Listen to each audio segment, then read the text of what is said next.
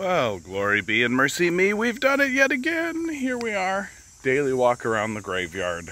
So, I've been looking around for articles as always for my live stream, 6 to 9 p.m. Eastern Standard Time. Please come on in, let's have a cry, right? Let's do all the kind of stuff, organize if we can, find some stability and sanity in this insane, crazy world we live in. And the article that I keep coming back around to, and I'm glad to see that there is any reporting happening on this story, is the disturbing tale of Clara Sorrenti. That the story goes like this. Clara Sorrenti is a trans activist who has run for the Communist Party on several occasions in London elections. Someone out in the world, right, sends an email to the police, certainly not the police themselves, send an email to the police, have a picture of a gun, and my name's Clara Sorrenti, goes by Keffel on Twitch if you care, and the police, instead of saying, oh, who sent this email? What could this possibly be? Certainly no one would set somebody up like this, right? They go and kick in the door of Clara Sorrenti. They take her equipment, steal her equipment, which she needs to actually do her job, right? You know, the thing that actually pays her bills, the livelihood, right? So they steal her equipment and then dox her, which is they let everybody know where she lives. They let everybody know where a trans activist communist lives, right? And so this forces her to flee, right? As the people who are sending mysterious emails are also going to continue harassing her as she goes around. She ends up in a hotel and is pursued. People find out where she is. They continue to harass her. They continue to send death threats. They continue to do things to put pressure on her. And now she is fleeing the country, right? This is all because the police, in their grand wisdom, decided to tell everybody where she lived, tell everybody where she is, and now the harassers are also doxing her friends and her family. This is an incredibly disturbing story. Even if you take the incredibly naive position that the police didn't do this on purpose, right? Even if you take the incredibly naive position that, oh, the police are just doing their job and they're just following leads and they're just, you know, we gotta support the police and all that kind of stuff. Well, is it standard practice? Is it standard practice to dox people? Is it standard practice to let fascists know where trans communists live? Is that normal? Right? Is that a normal way to be? I find this to be an incredibly disturbing story because of two reasons. Reason number one, there seems to be no follow-up with the police forces themselves. Everybody's opinion is just like, yep, normal, right? Yeah, police are allowed to do this, whatever. That's completely normal that police can just kick in the doors of citizens based on the thinnest of premises and the thinnest of evidence and completely destroy their lives. Right? Clara Sorrenti is now fleeing the country of Canada over this, right? It's a very serious situation, and it seems like the response from the power structure is, yeah, well, what are you going to do? Disturbing thing number one is how hard the liberal apparatus, right, that the liberal conservative alliance is working to exclude the fact that she is a communist that has run in communist parties from the narrative completely and pivot it into exclusively a trans rights issue. Let me be extremely clear. Clara Sorrenti is a trans rights activist. I support trans rights activists. I work with trans rights activists. I'm helping a trans person run for mayor in this city. We should support trans rights. But what I am seeing is an active push to exclude the fact that she ran for the Communist Party on 2 occasions from the narrative, because if the liberals can manage to do that, then they can avoid the uncomfortable question of why are police raiding the apartment of someone who is running in politics at all. Forget about the communism thing at all, right? If this person was running for the NDP, would we be excluding that from the conversation? If this person was running for the Liberals or the Conservatives, would we be excluding that from the conversation? No. It only seems to get excluded from the conversation when it's that she ran for the Communist Party. That's the only time that it gets excluded. And on this issue, for bringing it up, for asking that question, hey, why are the police kicking in the door of a political activist's door, right? A politician's door, somebody who's running in politics, right? Why are they kicking that in? For asking that question, I get called a transphobe. And for asking that question, I get called opportunistic, right? Because it seems that in the what's been called woke community, inclusion and intersectionality only goes one way, right?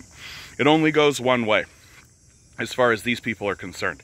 That if you are attempting to point out the reality, the fact that this person ran for the Communist Party, well, you're a transphobe and you're trying to be exclusive and all of that. You're being an opportunist, right?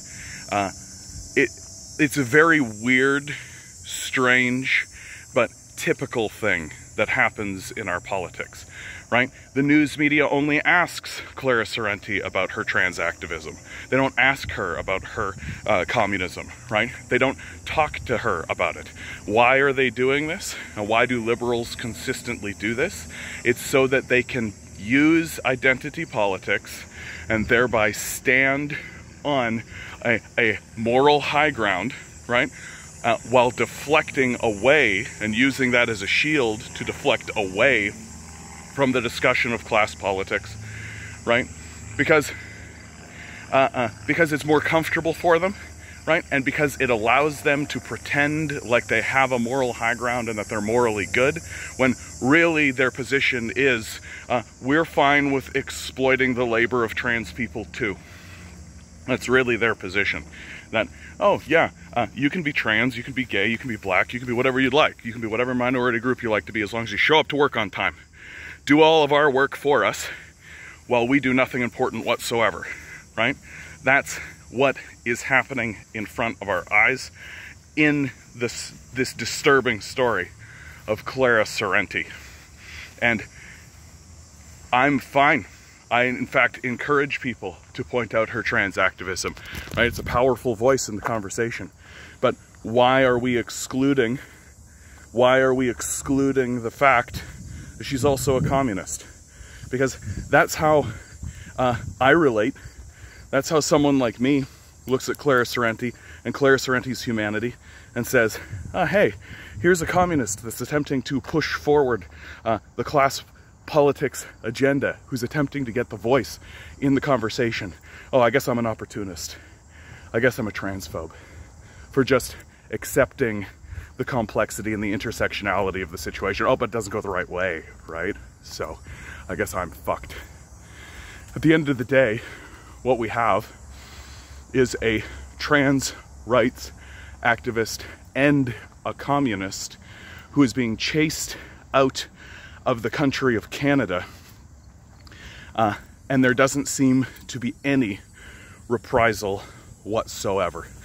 There doesn't seem to be anyone in any political position, in any political system or situation, who's actually looking at that and saying, oh shit, a person who is running for politics has had their door kicked in, has been doxxed. Oh, but if you point it out, right, you're a transphobe. This is why wokeism as a term is seen as so reviled now. This is why the right has seized onto it and has used identity politics, just like the woke crowd uses identity politics, in order to not talk about class politics.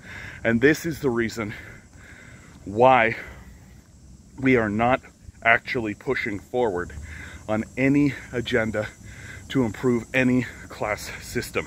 Because every single time we do, you can just take the conversation and deflect it right into wokeism, right into identity politics, And now suddenly you're defending yourself against accusations of racism, transphobia, instead of actually talking about the universal reality that we work for billionaires who are attempting to force us into enslavement while they do nothing important whatsoever. We've got to be better than this. We've got to do better than this. Why is it all about inclusion until the communists show up? Why is it that once the communists come into the conversation, oh, we're going to push them into the corner, right? I can't think of a better strategy for the capitalist death cult to silence their primary critics than this. And we're falling for it, hook, line, and sinker, and I find it to be extremely disturbing. Alright guys, this is the end of this one. Like, share, subscribe. Please hit the like button, right? Some of you guys are hitting upvotes on Reddit and all that kind of stuff, and that's nice and all. Thank you so much for your support. Wherever I spread this around, thank you so much. But please hit that like button. It actually matters. The algorithm cares about that, right? My last video, I got like 100 upvotes, 50 to 100 upvotes on Reddit on one of these subreddits. 6 upvotes here. Come on, help me out. Help me out. Okay, guys. Always remember, right? You're a quantum being, walking around in quantum energy, a temporal refugee. During your limited stay here, the billionaires are doing everything they can to convince you that all you are is a little commodity. Revolt, rebel, repent. Good luck. We're gonna need it.